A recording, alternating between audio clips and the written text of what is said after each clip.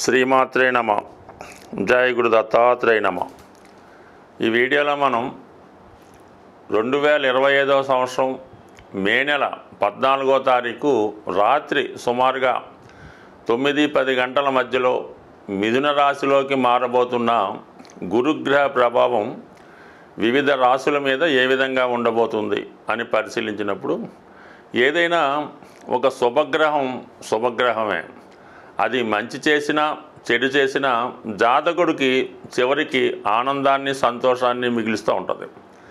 ఏదన్నా ఒక శుభకార్యం జరగాలన్నా, గృహంలో సంతాన సంఖ్య పెరగాలన్నా, అలాగే ఒక వివాహం జరగాలన్నా కంపల్సరిగా గురుబలం తప్పనిసరిగా ఉండవలసి ఉంటుంది. నాడీ శాస్త్ర ప్రకారం గురువు జీవకారకుడు. గురువు ఏ రాశిలో ఉంటే ఆ కారకత్వాలు జాతకుడికి అనుకూలంగా రావడం జరుగుతూ ఉంటుంది. మరి ఏ గ్రహంతో కలిస్తే ఆ గ్రహం యొక్క ఫలితాలు జాతకుడికి అనుకూలంగా రావడం జరుగుతూ ఉంటుంది. సుమారుగా గురుగ్రహం శుక్రగ్రహంతో కలిసినప్పుడు అది స్త్రీ జాతకం అయితే ఆమె చాలా అందంగా, సౌందర్యంగా, మంచి లక్షణాలు కలిగి ఉండడం జరుగుతూ ఉంటుంది. అదే మగవాడి జాతకంలో గురువు శుక్రునితో కలిసినప్పుడు చాలా అందమైనటువంటి మంచి లక్షణాలు కలిగి ఉన్నటువంటి ఆర్థిక పరంగా మంచి కుటుంబం నుంచి భార్య రావడం జరుగుతూ ఉంటుంది. అలాగే గురు శని గ్రహంతో కలిసి ఉన్నప్పుడు అది ఎవరి జాతకమైనా, స్త్రీ జాతకమైనా, పురుష జాతకమైనా కంపల్సరిగా జాతకుడు ఏదైనా ఒక మంచి వృత్తిలో స్థిరపడతాడు. అంటే చిన్న స్థాయిలో ఉద్యోగంలో ప్రవేశించి అంచెలంచెలుగా వెతకడం జరుగుతుంటుంది. అంటే మీ జాతక చక్రంలో గురువు శని కలిసి ఉంటే అది ఒక భాగ్య రాజ్యాధిపతి యోగం ఏర్పడి వృత్తిలో అటు బ్యాంకింగ్లో కానీ, అటు ఉపాధ్యాయ వృత్తిలో కానీ, ఆధ్యాత్మికత కలిగినటువంటి వృత్తుల్లో ఉండే అవకాశం ఉంటుంది. బట్ కాలానుగుణంగా వృత్తులు మారినప్పటికి కూడా మంచి మేధావి వర్గానికి చెందిన వృత్తిలో ఉండడం జరుగుతూ ఉంటుంది. మరి ప్రస్తుతం ఈ గురువు మిథున రాశిలోకి ప్రవేశిస్తున్నాడు. అంటే మిథునం అన్నది ఒక విధంగా చాలా ఎడ్యుకేటెడ్ సంబంధించింది, వ్యాపారానికి సంబంధించింది, విదేశ ప్రయాణానికి సంబంధించింది, కమ్యూనికేషన్ సంబంధించింది. ఈ రాశిలోకి గురుగ్రహం ప్రవేశించడం వల్ల ఆటోమేటిక్గా జాతకుడికి కొత్త ఆలోచనలు వస్తుంటాయి, కొత్త వ్యాపార అవకాశాలు వస్తుంటాయి, విద్యా విషయాల్లో కొత్త విషయాలు తెలుసుకోవడం కూడా జరుగుతూ ఉంటుంది. సరే, ఈ రాశిలో ఉన్నటువంటి నక్షత్రాలు పరిశీలించినప్పుడు మిథున రాశిలో ముందుగా గురువు కుజగ్రహ నక్షత్రం అయినటువంటి మృగశిరలో ప్రవేశిస్తాడు. దానివల్ల ఈ కుజుడు సంబంధించినటువంటి ఫలితాలు అంటే ఏదైనా స్థిరాస్తి కొనుక్కోవడం, ఉద్యోగ ప్రయత్నాలు ఫలించడం, అలాగే అన్నదమ్ములతో సఖ్యత ఏర్పడడం, ముఖ్యంగా రుణాల నుంచి బయటపడతారు. ఎప్పుడు ఈ గురువు మన మృగశిర 3-4 నక్షత్రాల్లో సంచరించినప్పుడు. దాని తర్వాత రాహుగ్రహ నక్షత్రం అయినటువంటి ఆరుద్రలోకి గురువు ప్రవేశిస్తాడు. ఇది జాతకుడికి కొత్త అనుభవాన్ని ఇవ్వడం జరుగుతూ ఉంటుంది. ఒక సాఫ్ట్వేర్ రంగంలో కానీ, సినిమా పరిశ్రమలో కానీ, మెడికల్ రంగంలో కానీ ప్రవేశించడానికి జాతకుడికి అవకాశాలు రావడం జరుగుతూ ఉంటుంది. అయితే రాహు ప్రభావం వల్ల జాతకుడు కొద్దిగా అనెతికల్గా, చట్టానికి విరుద్ధంగా ప్రవర్తించే అవకాశం ఉంది. బట్ కానీ విదేశ అవకాశాలు చాలా బలంగా వస్తాయి. విదేశ మిత్రులు పరిచయం అవుతారు, విదేశంలో ఉన్నటువంటి మిత్రులు సహకరిస్తారు, విదేశ అవకాశాలు కూడా రావడం జరుగుతూ ఉంటుంది. అదే ఆరుద్ర నక్షత్రం తర్వాత పునర్వసు నక్షత్రం అంటే జన్మ నక్షత్రంలోకి ప్రవేశిస్తాడు గురువు. అంటే ఇంచుమించుగా 1, 2, 3 నక్షత్రాలు సొంత నక్షత్రం మీద ప్రవేశించినప్పుడు జాతకుడు చాలా సర్వశుభాలను ఇవ్వడం జరుగుతూ ఉంటుంది. సొంత నక్షత్రం మీద ఉన్నప్పుడు తను స్వతంత్రంగా గురువు దేనికి కారకుడు అవుతుంటాడు, ధనకారకుడు అవుతుంటాడు, అలాగే సంతానకారకుడు, విజ్ఞానకారకుడు, జ్ఞానకారకుడు, సౌభాగ్యకారకుడు, ఐశ్వర్యకారకుడు, అలాగే మీరు చేయనటువంటి పుణ్యాన్ని ఈ జన్మలో ఇచ్చే విధంగా. అంటే గురుగ్రహం అనుగ్రహం ఉంటే సాక్షాత్తు విష్ణుమూర్తి, దక్షిణామూర్తి, దత్తాత్రేయుడి యొక్క అనుగ్రహం ఉన్నట్టే జాతకుడికి కలిసి వస్తుంది. బట్ ఏదైనా ఈ గురుగ్రహ మార్పు మిథున రాశిలో ఉన్నటువంటి నక్షత్రాల్లో అటు ఒకటి మిత్ర నక్షత్రం, అలాగే గురువు సొంత నక్షత్రం, రాహు అన్నది కొద్దిగా ఇండీసెంట్ ప్లానెట్ కాబట్టి దానికి సంబంధించిన విషయాల్లో కొంతవరకు జాతకుడికి అనుకూలంగాను ప్రతికూలంగా ఉంటుంది. అది ఆ భావాలను బట్టి ఉంటుంది. కొంతమందికి అనుకూలంగా ఉంటుంది, కొంతమందికి ప్రతికూలంగా ఉంటుంది. అది మనం రాశుల గురించి ఏ రాశికి ఆ రాశి తెలుసుకున్నప్పుడు వారికి ఏ విధంగా ఉండబోతుంది అన్న విషయాన్ని కూలంకషంగా పరిశీలిద్దాం. అలాగే మిథున రాశి మిగతా రాశుల వారికి ఏ భావం అవుతుందో ఆ భావం వాళ్ళకి మంచి ఫలితాన్ని ఇవ్వడం జరుగుతుంటుంది. అలాగే మిథునం నుంచి తులారాశిని చూస్తాడు. అంటే తులారాశి కారకత్వాలు సినిమా పరిశ్రమ అనుకూలంగా ఉంటుంది, సాఫ్ట్వేర్ రంగం వాళ్ళకి బాగుంటుంది, అలాగే విదేశ ప్రయాణాలు చేస్తారు, కొత్త విద్య నేర్చుకునే ప్రయత్నం జరుగుతుంది. ఇంకా అలాగే కుంభరాశిని కూడా వీక్షిస్తాడు. ఇది సాధారణంగా ఏంటంటే కొత్త ఉద్యోగానికి ఆర్థిక పరంగా విజయానికి కూడా కారణమవుతుంటుంది. అంటే ఇవన్నీ ఎవరికి ఏ భావం వస్తే ఆ భావ ఫలితం. అంటే ఈ మల్టిపుల్గా యాక్ట్ చేస్తాడు గురువు. ఎక్కడుంటే అక్కడే కాకుండా తను ఏ భావాన్ని చూస్తుంటాడో ఆ భావ ఫలితాలు కూడా జాతకుడికి గోచార రీత్యా అందించడం జరుగుతూ ఉంటుంది. అలాగే మళ్ళీ ధనుసు రాశిని వీక్షించడం వలన ఆ ధనుసు రాశి వారికి మిగతా ధనుసు రాశి ఏ రాశికి మిగతా రాశిలో వారికి వీళ్ళందరికీ కూడా అంటే గురువు మల్టిపుల్గా ఇంచుమించుగా అన్ని భావాలకి ఏదో ఒక విషయంలో మంచి ఫలితాన్ని ఇవ్వడం జరుగుతుంటాడు. కాబట్టి అందరే ప్రతి ఒక్కరు కూడా గురువు యొక్క మార్పు కోసం చూస్తూ ఉంటారు. అంటే గురువు ఎప్పుడు మారుతాడో మనకు అనుకూలంగా ఉంటుందని ఎదురు చూస్తూ ఉంటారు. ఒక మంచి శుభముహూర్తం కుదరాలన్నా, అలాగే ఒక మంచి వివాహం సక్సెస్ అవ్వాలన్నా గురుబలం తప్పనిసరిగా ఉండాలి. మరి అటువంటి గురువు ఈ నెల 15వ తారీఖు నుంచి పూర్తిగా మిథున రాశి వారి మీద తన ఫలితాన్ని ప్రభావాన్ని చూపుతున్నాడు.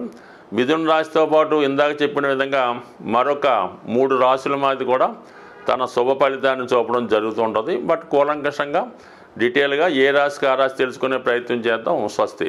శ్రీమాత్రే నమః.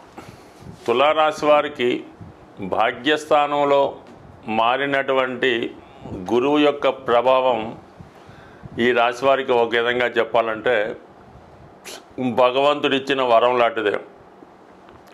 ఒక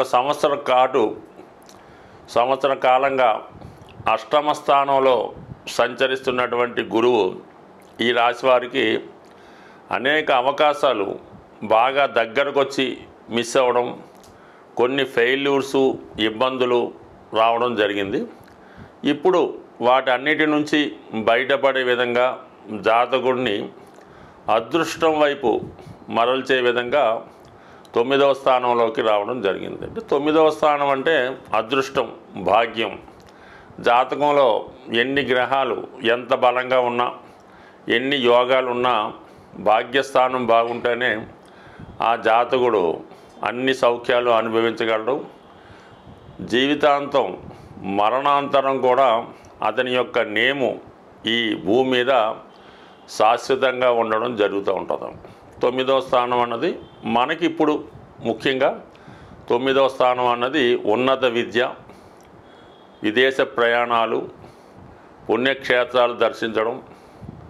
ఈ జన్మలో ఈ జీవితంలో మనం చేస్తున్నటువంటి పుణ్య కార్యక్రమాలు ఇవన్నీ కూడా 9వ స్థానం బట్టి చెప్తాయి.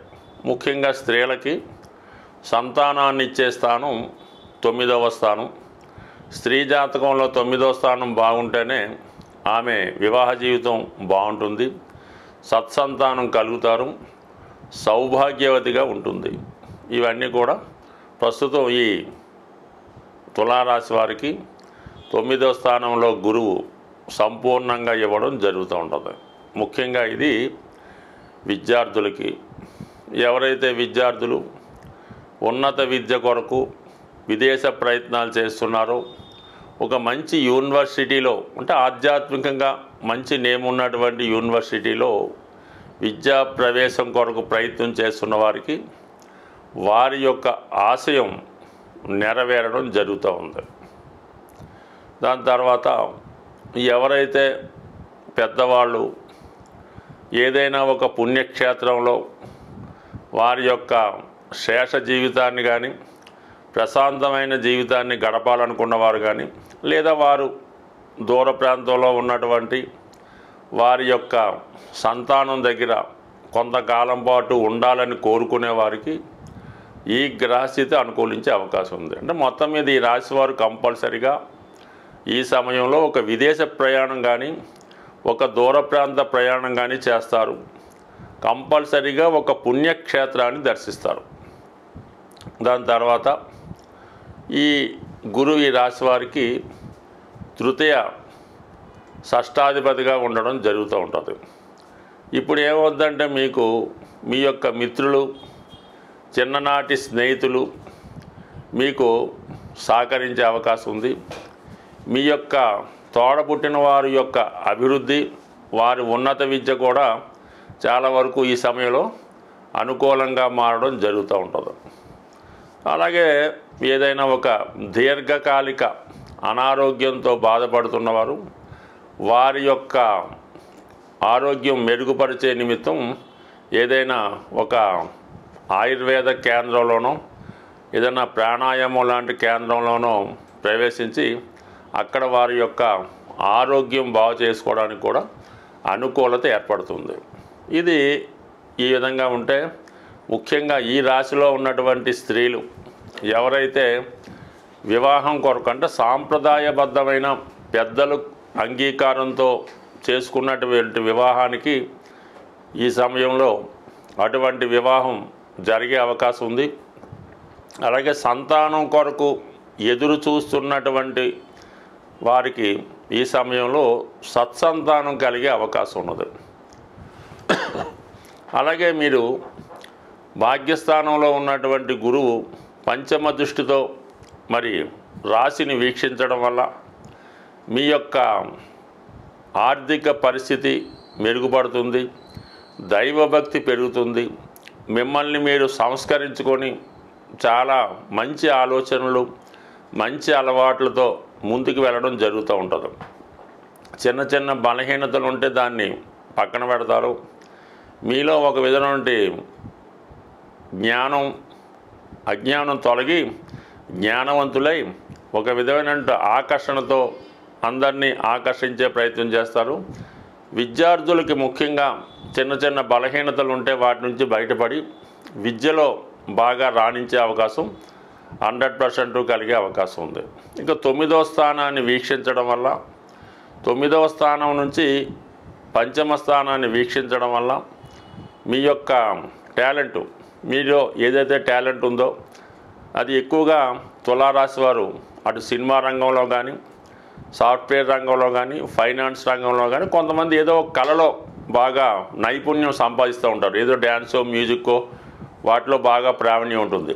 అటువంటి వారికి వారిలో ఉన్నటువంటి నైపుణ్యం రుజువు చేసుకోవడానికి, అది ప్రూఫ్ చేసుకొని మిమ్మల్ని మీరు ధైర్యంగా వృత్తిలో ప్రవేశించడానికి చాలా వరకు అనుకూలించే అవకాశం ఉంది. అలాగే మీలో ఉన్నటువంటి టాలెంట్కి అదృష్టం తోడే మీ యొక్క భవిష్యత్తుకి బంగారు బాట వేసుకునే విధంగా ఈ గురువు మిమ్మల్ని సంపూర్ణంగా సహకరించే అవకాశం ఉంది. స్వస్తి.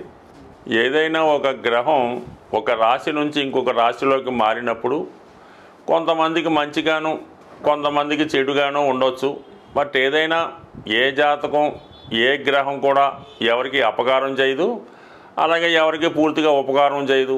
మనం చేసుకున్న దాన్ని బట్టి ఆ గ్రహాన్ని మనం అనుసరించిన దాన్ని బట్టి ఆధారపడి ఉంటుంది. ముఖ్యంగా గురువు గ్రహ అనుగ్రహం కోసం మీరు చేయవలసింది ముఖ్యంగా ఏంటంటే దత్తాత్రేయుని యొక్క ఆరాధన. అంటే ఏదైనా గాన్గాపూరో పిఠాపురం లాంటి క్షేత్రాలు దర్శించడం, అంటే గురువుకి ప్రతిరూపమైనటువంటి సాయిబాబా గారు, రాఘవేంద్ర స్వామి అలాంటి క్షేత్రాలు కూడా దర్శించడం. అంటే మీకు ఎవరైతే విద్య నేర్పారో ఆ గురువుని ఆశ్రయించి ఆ గురువుకి సేవ చేయడం, అలాగే ప్రత్యక్షంగా ఉన్నటువంటి మీ తల్లిదండ్రులను సేవ చేయడం ద్వారా వారిని పూజించడం. అంటే పెద్దగా ఏమీ పూలు తెచ్చి పూజించక్కర్లేదు. వారి యోగక్షేమాలు తెలుసుకొని వారిని నిందించకుండా గౌరవంగా చూస్తే చాలు.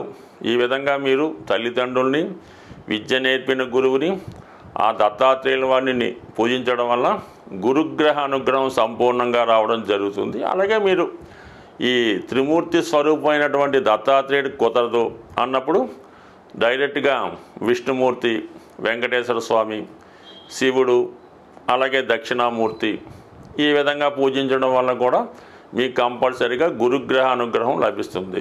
వీటన్నిటికన్నా సూక్ష్మంగా మనం ఈ రెమెడీస్ చేసిన వెంటనే ఫలితం రావాలి అనుకున్న వాళ్ళు గోసేవ. మీరు ఏదన్నా గోశాలకు వెళ్ళి గోవుని దర్శించి, అంటే గోవుకి సేవ చేయాలి.